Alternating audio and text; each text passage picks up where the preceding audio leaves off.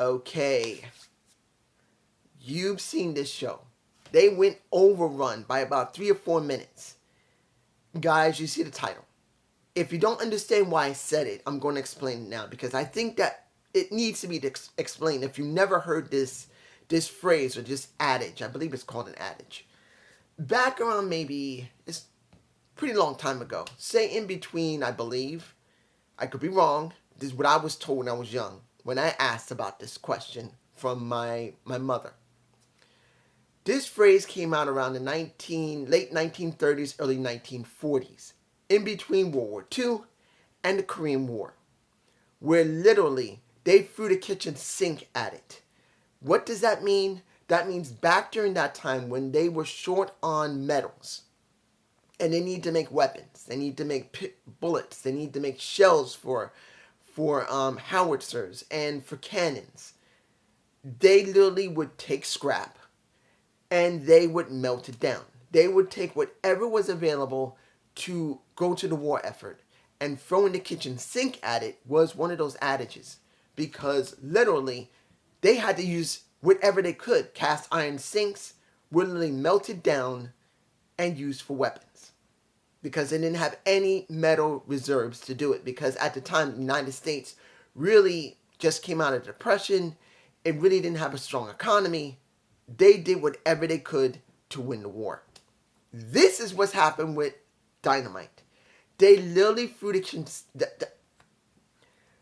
when you look at this show, they did everything they could to make All In important, to make Wembley important, to make what's about to appear on Wembley and what comes after Wembley important.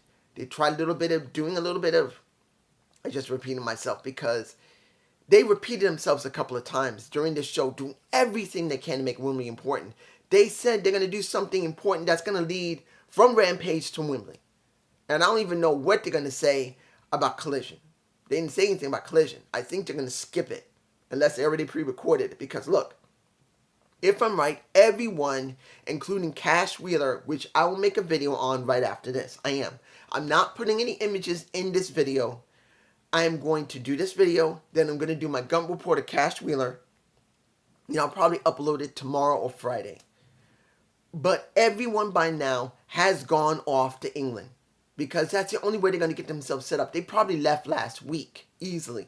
They filmed a Dynamite, they filmed a Rampage, and they filmed a Collision. At least, within 2 or 3 days. They filmed everything, did the voice work for it, for the commentators, and they just hauled their asses over to England to get everything ready for Wembley Stadium. So, literally, this is what we got. And I will tell you, some of it was over the top. Others were stupid. And some were done, masterfully. Some of it was just trash. I'm just telling you, that's what it looked like. All right. First thing we got to talk about, unfortunately, which hurts me personally, Terry Funk has passed away. Literally, he's gone. He passed away. I don't know how. Maybe he passed away in his sleep. I just saw the advertisement on AEW. I'm sure WWE is going to do something this Friday. They will do it for Terry Funk. And I'm sure Impact Wrestling may do something this weekend this Thursday as well, because I think Terry Funk did go to Impact maybe once or twice. I could be wrong. I don't know what he did in TNA. I think he went to TNA, so we will find out. But they will say something about Terry Funk. It just hurts because Terry Funk meant so much to so many people. I would have never known anything about ECW if it wasn't for Terry Funk. Because when I saw the ECW Rise and Fall, the DVD set I have, Terry Funk is on it. He made ECW what it is. If he didn't do that, there would be no ECW, which wouldn't have made RVD, wouldn't have made Taz, wouldn't have made anyone that has come up from that and who has been inspired by it, like an AJ Styles, like many people. I can't even come up with even half the people there. Just a lot of people were inspired because of what he's done, so it hurts. Sad to see he passed away. But let's get to the opening. The Elite versus What, did we really get a match? No. The Elite versus Bullet Club did not happen. It was just a straight out fight. This fight happened in the very beginning of the show. There was no match, nothing. It was just a flat out fight between the Elite and Bullet Club. And Kateska was there. Jay White was there when he wasn't supposed to be, because he was supposed to be Juice Robinson and the Gun Club. That did not happen. It was just a straight fight. I do not know how far they're going to go with that. Yes, FTR did come out. They helped the Bucks. And they did have the interview, which I'll get to. But they just threw it out there. They didn't want them to have a match. They just beat their asses and let FTR and the Bucks see each other in the ring. Now, next match. Mox versus Rey Fenix. Now, these two haven't really done that many matches together when it comes 1-to-1. It's very rare. And we saw literally a curb stomp from... Look, the match was good. Part of that match, when it was outside, you literally get part of Rey Fenix's mask ripped. Then, a little bit of Seth Rollins came out and a little bit of Jon Moxley, because he did a curb stomp onto the ramp to Rey Fenix, who did a front flip while in the prone position with his head flat. He made it look like he was destroyed. Beautiful. Eventually, Rey passed out. He just passed. He just passed out. He never really got into the chops. And pretty much once VCC comes out with the crowbar, nails him in the face, we get Santana, we get Ortiz, we get... I know I'm doing this out of sequence. I'm just saying who showed up. Santana, Ortiz, they just came back. And I'm surprised Ortiz is back at all. And he looks bigger. Tell me if Ortiz looks like this, because he looks larger. Might have bulked up. But then we get Eddie, and we get the rest of everybody else coming out, including Best Friends.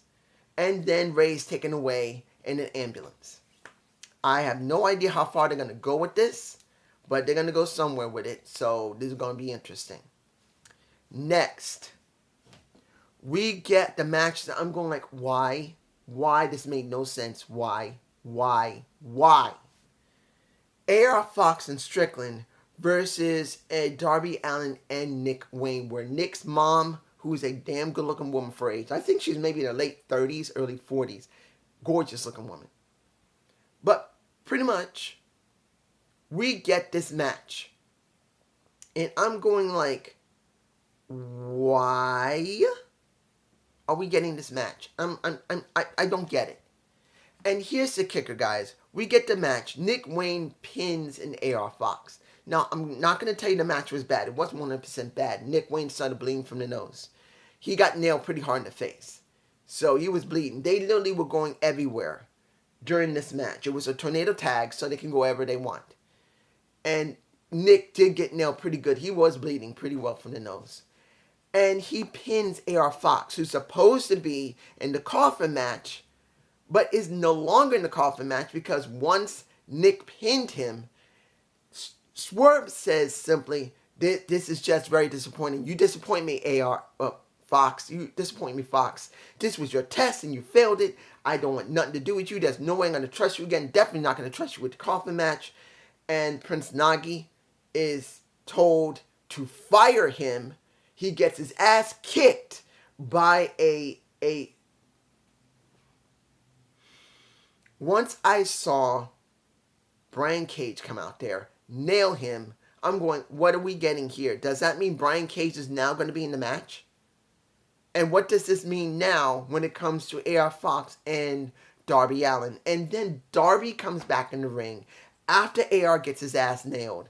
And he says 100% there would be no Darby Allin if there was not an AR Fox. I will always be grateful. I will be eternally grateful. You will always mean everything to me. I still love you. Give me your hand. And he helps him up. What was that all about? AR should have never even accepted him. What was this?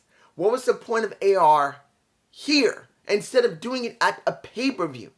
You couldn't have waited until All Out to do this, where AR could get shine at All Out, where this would make more sense at All Out, where yes, he gets nailed by them, but they don't trust one another. Darby doesn't trust AR Fox. AR Fox is not trusting Darby. Couldn't they have done this at All Out? You see I'm botching my words. It's pissing me off. They did not need to do it here. And then, who is really going to be in the coffin match? Is it going to be Luchasaurus?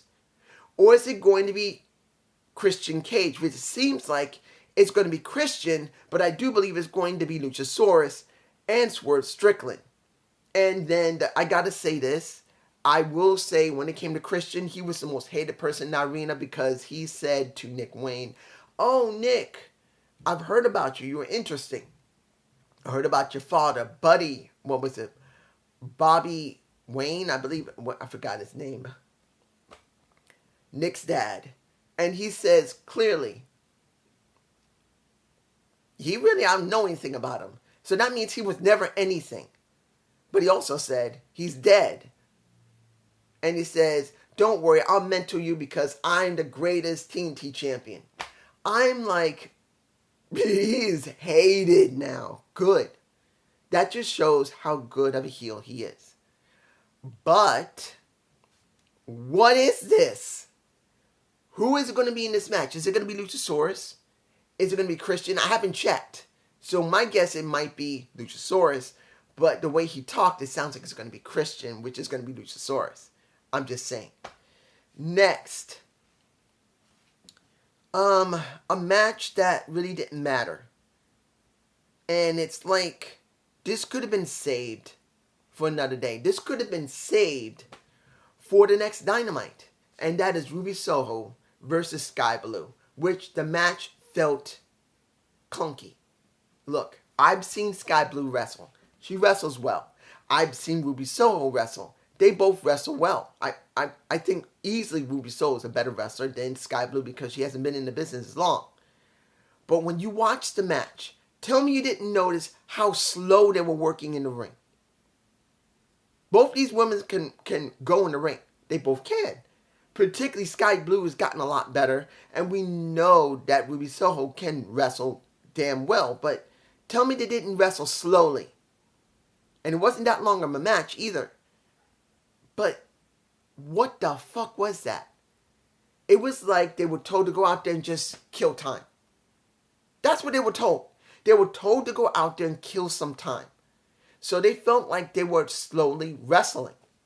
Yes, it got better near the end of the match. And yes, of course, Sky Blue lost. Because right now, Ruby Soho is going after Chris Statlander. Because she made it very clear she wants that TNT title. Alright. Fine. But what was the point? What was the point? It felt like it could have been saved for another Dynamite or a Rampage for that matter. And I don't even think they're doing Collision, but it could have been put on Collision. Which could have set something up for the next Wednesday. I'm just saying. Now, let's do some of these interviews because Renee Burkett got a lot of interviews. First, she did MJF, which I did like a lot. Let's make it clear. MJF knows how to really do some good promos. And he made it very clear. Look, guys. And because Renee showed him recordings of what happened between him and MJF when they were against one another, when they started coming together, and she questioned him, asking him, "Are you really? Is this real? Is this really going to be about you?" She basically asked him more than a few questions that I can understand. Are you really friends with MJF? Is this going to be an important match to you? Is this the best match of your career?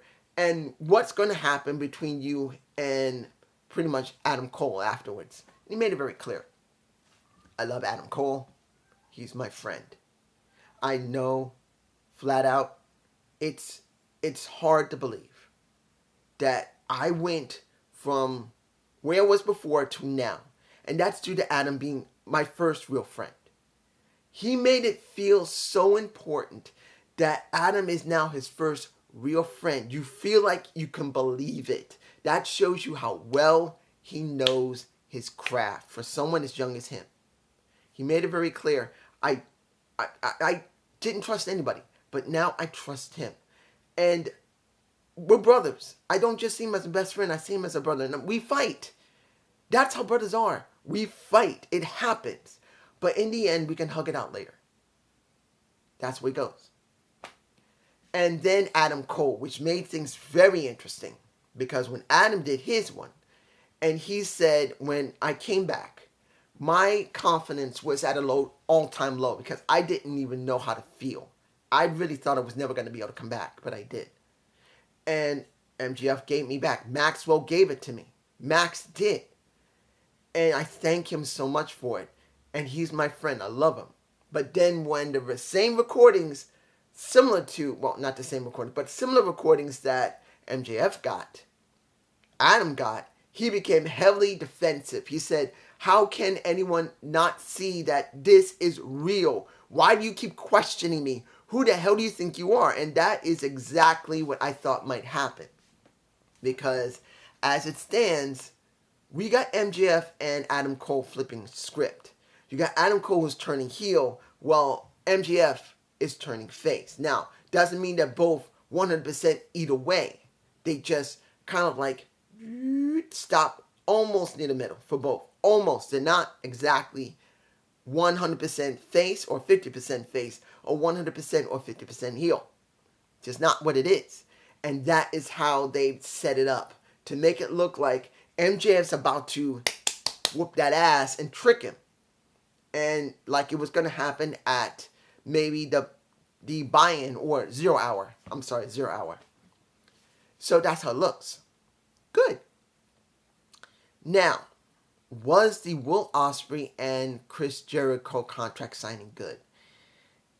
When Will talked, it almost sounded like he was hoarse, but it also sounded like he was desperate, which is good. They had to make him desperate because this is something that's going to change his life. Will is from the UK. This is the first time in his life he's going to have the biggest moment other than getting in Japan. It's going to be in his own home country. It's going to be in front of his family, his wife, and his stepson. That means, it means a lot to him. He wants this to come down right. He wants this to make something important in his future, in his life, to his son, to his wife, to his family, to his people. And then we get a little Chris Jericho. And this is why Chris is still one of the best wrestlers. Because he still knows how to turn on a dime. Now, mind you, is he still a great wrestler in the ring? You can always say it's kind of questionable. It's beginning to become a little questionable because he can't really go as fast and as hard as he used to.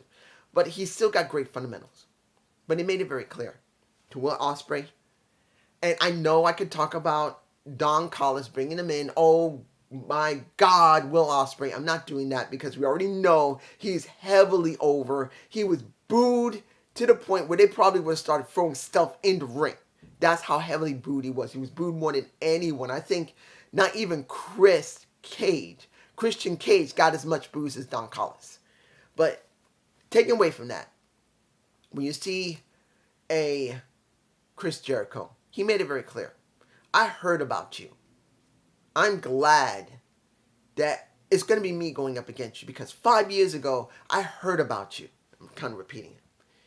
And he made it very clear that 5 years ago, I heard that your wrestling style was so reckless that you might not even make it to be even 20 years, let alone 10, because you may end up in a wheelchair. And this is what Chris said, and I think it might be true, that he contacted him. He got his number and contacted him and said, you need to slow down. And you heard me and you did. Now you're going to have longevity as me. This is cementing a legacy. This will be the biggest thing I'll ever do in history. Bigger than WWE, bigger than WrestleMania, bigger than Tokyo Dome. This will be the biggest thing I'll ever do. And it's going to be with you. I'm basically saying I'm going to make you if you truly are as good as you think you are. That was done well. Then a good smack to the face to Chris, to Will Ospreay, and pretty much people were going nuts over it, which is fine. That's great. That's the way it should be. You got the fans invested. Hopefully the people at home will be invested. I will not lie to you. this is such short notice, it's hard to 100% care. You know, everyone's happy, and other people are just flat out angry that it's not Will Ospreay versus Kenny Omega. There's no lie about that. They already had their match for the IWGP US title, I believe. That was at Forbidden Door. So I can understand why people are pissed that they didn't save this for Wembley Stadium. But this is what we got. This is the way they booked it. And I will not lie to you. I am invested in it because I understand how important it is for Will and how important it is for Chris, because they've always been consistent with Chris. And even though they've thrown Will at him at the last minute, it will still be a good match. But I won't lie. Because of such bad scheduling for their booking, because they waited until the last 2 weeks to do this instead of building it within the last 3 months, which would have given them more time to develop the character Will Ospreay, more time to do with Chris, more time to do with Kenny Omega and Don Callis and Kateska. No, they waited until the last minute to do this. I don't care if it's Tony or anyone else in the back. They screwed up. But due to the fact of how important Chris is still, how important Will Ospreay is, particularly, he made it very clear that soon his contract for New Japan is going to be up. And I don't know where I'm going. He could end up in AEW, he could end up in WWE, or re-signing with New Japan again. You never know. The last, I have to talk about this. I really wanted to leave this, but I have to talk about it. Before the match between the Hardys, which was rushed, and Aussie Open, which, understand, it wasn't a bad match, but it was rushed. I got to talk about what happened with The Acclaimed and Billy Gunn. I have to. Because I'm worried. Yeah, I'm worried. Not because of the way they built into it, but because of Billy himself. Now, what happened? We got The Acclaim coming out. Caster and Bowman came out, and Bowman was pissed. He made it clear, we want the House of Black out here. Turn off the damn lights and start fighting us. Which they did. They beat the crap out of them. But then but I'm botching it because I'm worried. Because when Billy came to the ring, he checked up on both of them. And then when he grabbed the mic, if you did not notice his hand, his right hand holding that mic. Hang on. It was like, where? Here. Here's if this is a mic. If he's talking, you can get the hand shaking like this. He was like this. Billy, as he was talking, was like this. Now, you could, I'm going to hit the floor. You can chalk it up to him being nervous and him being a little nervous. There's no problem with it, because if this works, he will be on a show that is bigger than what he's dealt with in a long time with WWE, because from the time of the Attitude Era, going through all the years of the ruthless aggression and everything else, he probably hasn't been in such a big spot in such a long time. Yes, it's not going to be probably in the end of the card. There's just no way with The Acclaim. But it's not the point. The point is he will be on the biggest stage that he's been to outside the WWE. So if he's nervous, that was fine. But the way he was doing it, that made me nervous that there's something wrong with Billy Gunn. Yes, he's not going to be daddy ass, but he's going to be badass Billy Gunn, because they destroyed the daddy ass boots. Now he's going to come out as badass Billy Gunn, which is great. But I'm hoping that his hand shaking was not something wrong with him, and it was just his nerves, because he might have been full of adrenaline, which happens. You can start shaking. I've been there. When was the time that I'd ever had such adrenaline pumping through my body and my hand is shaking? There's a few times, but I think the one that most memorable, that meant the most, was when my son was born. And when after he was born, and I was looking at him under the heat lamp,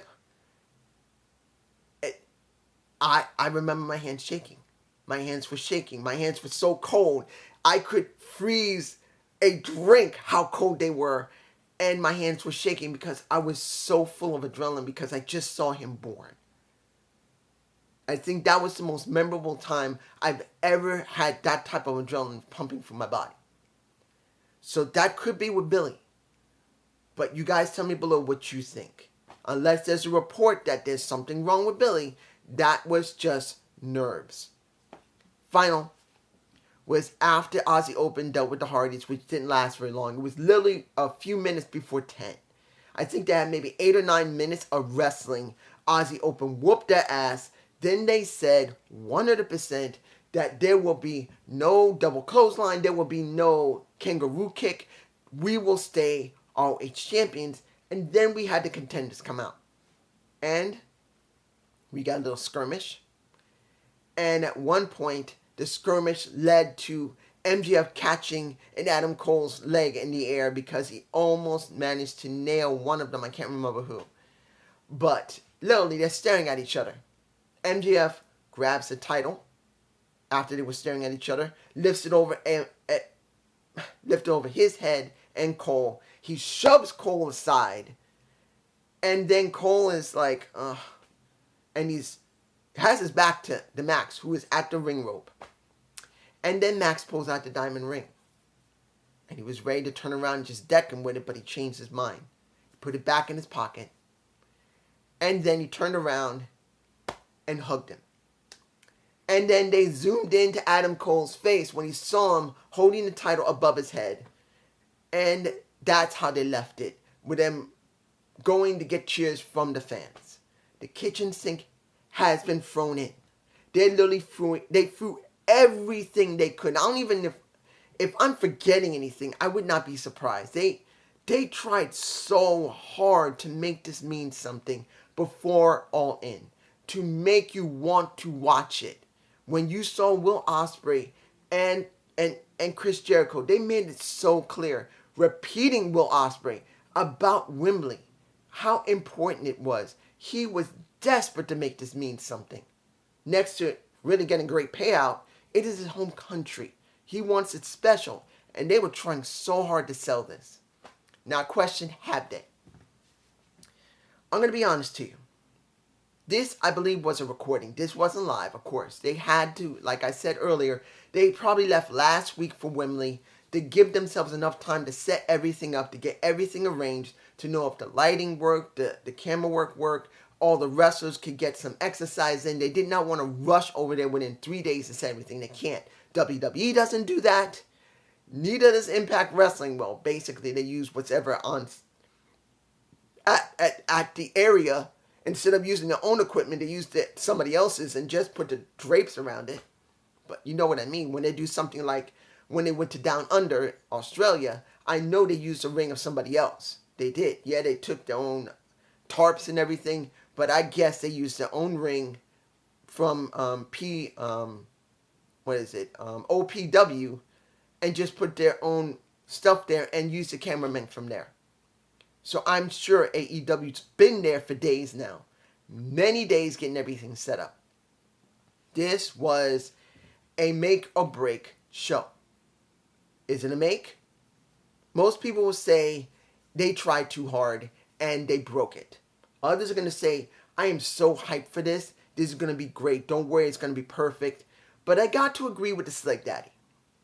As much as everyone keeps saying that AEW has sold out Wembley Stadium by 80,000. People have not gotten in the arena yet. And as much as the tickets have sold, it's going to depend on who's actually going to be there. Sorry. And I'm not against AEW either. I hope they get 80 or 90 or 100,000 people. Maybe they get 100,000. I'll be happy. If they get 80,000, I'll be happy. As long as there are people there, they're paying for it and we get another product. That's the truth.